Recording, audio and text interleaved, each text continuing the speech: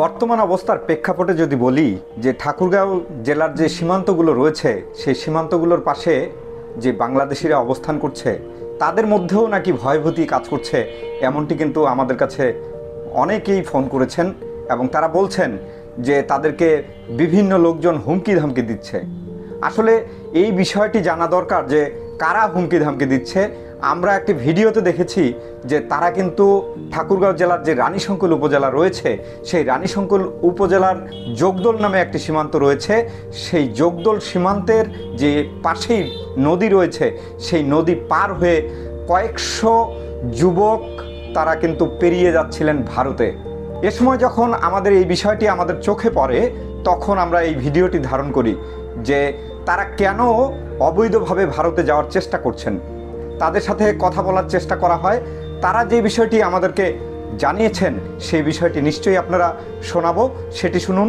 আমাদের সমস্যাটা যে আমাদের এখানে রহিম ম্যানেজার, কাদের মাস্টার, তারপরে বিদ্যুৎ, এরা আমাদের উপর প্রচণ্ডভাবে অন্যায় অত্যাচার করতেছে। আর ওরা আমাদের কি কিরকম অন্যায় করতেছে, আর কিরকম এক কথায় আমাদের ঢোলপুর বাজারে আসলেই বলতেছে ওদেরকে ধরো। পরবর্তীতে আমরা দেখেছি যে তারা একত্রিত হয়ে নদীর যেই পানি সেই পানি অতিক্রম করছিলেন এবং মাছ নদীতে গিয়ে তারা যখন ভারতের কাঁটাতারের বেড়ার কাছাকাছি যাচ্ছিল তখন তাদেরকে বলতে শুনেছি যে গুলি ছুটছে বিএসএফরা, অর্থাৎ ভারতের যে জওয়ানরা রয়েছে তারা তাদেরকে লক্ষ্য করে গুলি ছুটছিল। আর সেই ভয়েতে কিন্তু তারা আবার বাংলাদেশে ফেরত আসে। এপাশেও কিন্তু বাংলাদেশের বিজিবি কঠোর নিরাপত্তা জোরদার করেছে, কেউ যেন অবৈধভাবে এই সময়ে ভারতে প্রবেশ করতে না পারে। তো আমরা কথা বলেছিলাম তাদের সাথে যারা পার হয়ে যাচ্ছিল, তাদের অভিযোগ যে স্থানীয় কিছু ব্যক্তি তাদেরকে নানাভাবে হুমকি দিচ্ছে। কি কারণে হুমকি দিচ্ছে সেই বিষয়টি কিন্তু তারা জানান দিচ্ছিল। কোনো উপায় নেই, আর কেন আমরা কষ্টে আছি, এদিকে যাও কষ্টে থাকবো। এটি হওয়ার কথা নয়। এই সময়ে তারা ভারতে প্রবেশ করতে চাচ্ছিল অবৈধভাবে, আর সেটি কিন্তু যেভাবেই হোক রুখে দিয়েছে ভারতের যেই জওয়ান, অর্থাৎ ভারতের সীমান্তের যে সীমান্তরক্ষী বাহিনী বিএসএফ, তারা কিন্তু রুখে দিয়েছে। একজনকেও ভারতের কাছাকাছি যেতে দেয়নি। অর্থাৎ নদীতে যারা নেমেছিল পার হওয়ার জন্য, ভারতে অবৈধভাবে যাওয়ার জন্য, তারা কিন্তু কিছুক্ষণের মধ্যে আবার ফেরত এসেছে। আমরা তাদেরকে দেখেছি যখন আমরা ভিডিও করার চেষ্টা করছিলাম, তারা দিক বিদিক ছুটে তারা পালিয়ে বেড়াচ্ছিল, ছুটোছুটি করছিল যে তাদেরকে যেন কেউ চিনতে না পারে। তারা বলছে যে কি কারণে তারা ভারতে যাওয়ার চেষ্টা করছিলেন। এখানে রহিম ম্যানেজার গতকালকে মাইক দিয়ে বলতেছে যে টেমকাভিটা গ্রামের সবাইকে উঠাই নিয়ে আসো। আমি আজকে দেখলাম যে আপনাদের অনেক লোকজন ছিল এখানে, প্রায় 400-500 লোক।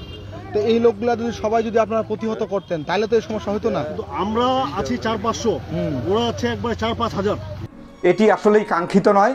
নিশ্চয়ই আইনশৃঙ্খলা বাহিনী এই বিষয়ে পদক্ষেপ নেবেন, আর কোনো রকম বাংলাদেশ ভারত সীমান্তে যেন অবৈধভাবে কেউ প্রবেশ করতে না পারে সে বিষয়ে নিশ্চয়ই উদ্যোগ নেবেন। আপনারা ছেড়ে চলে যাবেন, বাকি যে আপনাদের ধন সম্পত্তি, পরিবার সবকিছু আছে, এগুলো কি হবে? সব থেকে বড় কথা আমাদের আগে জানটা নিরাপত্তা।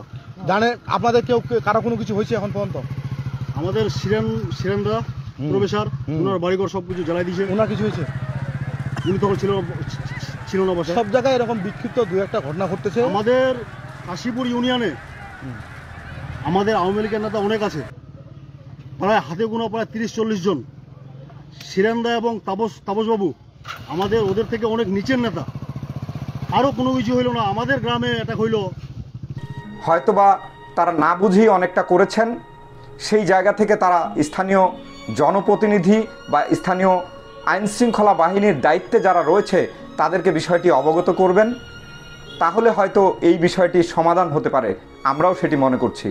তবে দুঃখজনক বিষয় যে এমন ঘটনা যেন কোনোভাবেই না ঘটে, অবৈধভাবে কেউ যেন ভারতে প্রবেশ না করে। ইনাদের বাড়িগুলোতে হামলা টামলা কথা বলতেছে, একজনকার বাড়িতে বলে হামলা হয়েছে, আর কি আরো কারো বাড়িতে হয়নি। যে অন্যায় করছে তাকে একটু, যে অন্য বিএনপি লোককে জ্বালাইছে পড়াইছে তার বাড়িতে একটু হয়েছে, এটা লেগাল। ইনারা এত সব লোক সীমান্ত দিয়ে পারাচ্ছে কেন? আমি এই কথাটা বলতেছি, কেন আপনাদের কি সমস্যা হয়েছে? আপনার কেউ মারছে বলো, কেউ বলতে পারতেছে না, মানে নাই। চিন্তা করে দেখেন এই বিষয়টা কত জঘন্য বিষয় এটা। সর্বোপরি বিষয় যে বর্তমান সময়ে এমন একটা অবস্থার মধ্যে দিয়ে যাচ্ছে, এই অবস্থার মধ্যে যদি ভারতে কেউ প্রবেশ করতে যায় অবৈধভাবে, সেটি কিন্তু বাংলাদেশের জন্য অনেক বেশি খারাপ হবে।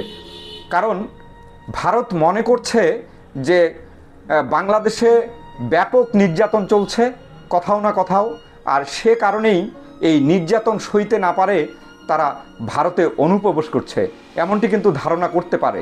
সেই জায়গা থেকে বাংলাদেশের মানুষকে কিছুটা বুঝতে হবে যে কোনোভাবেই যেন কোনো বাঙালির উপরে কোনোভাবে নির্যাতন না হয়, হুমকি ধামকি না হয়, সে বিষয়টি লক্ষ্য রাখতে হবে এবং কেউ যেন অবৈধভাবে ভারতে প্রবেশ না করতে পারে।